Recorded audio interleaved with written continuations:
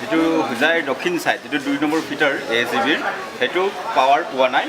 আৰু সেইখিনি জেগা বৰ চেঞ্চিটিভ জেগা যেনেকৈ তাত বনৰীয়া হাতীৰো তাত অসুবিধাখিনি আছে বনৰীয়া হাতী ওলাই আৰু খেতিত বহুত অসুবিধাই ৰাইজে ভুগিছে আৰু সেইকাৰণে আমি ASEBত জনাই আহিছোঁ যে সেইটো কাৰেণ্ট পাব লাগে বুলি কিন্তু ASEBয়ে আমাৰ ৰেলৱে ডিপাৰ্টমেণ্টক ঠেলি দিছে কাৰণ ৰেলৱে ডিপাৰ্টমেণ্টে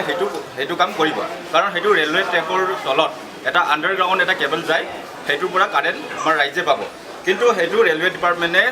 সময়ত কৰা নাই সেই গতিকে আজি ৰাতিপুৱাৰ পৰা আমি ধৰ্ণা দিছোঁ আৰু ৰেল অৱৰোধ কাৰ্যসূচী গ্ৰহণ কৰিছোঁ আৰু লগতে আমি ASEBৰ যিটো মেনেজাৰ SDO বুলি যাক জনা যায় তেওঁৰ অফিচৰ পৰা আনি ষ্টেচন মাষ্টাৰৰ লগত কথা পতোৱা হৈছে আৰু বহু সময় বহু দেৰি ৰেল অৱৰোধ কৰাৰ পাছত ষ্টেচন মাষ্টাৰে তেওঁ ওপৰ মহলৰ বিষয়াৰ লগত কথা পতাৰ পাছত এটা ৰাজ্যক আশ্বাস দিছে যে কালিৰ দিনৰ 12টা বজাৰ ভিতৰত কামখিনি সম্পাদন কৰিব আৰু ৰাইজে 12টাৰ ভিতৰত কাৰেণ্ট পাব বুলি আশ্বাস দিছে আৰু যদি কালি 12টাৰ ভিতৰত যদি আমি কাৰেণ্ট নাপাওঁ তেনেহ'লে ৰাইজে আৰু আন্দোলন কাৰ্যসূচী হাতত লৈ থাকিব আৰু অনিশ্চিতকাললৈকে ট্ৰেইন অৱৰোধ কৰিব বুলি পাব্লিকে কৈছে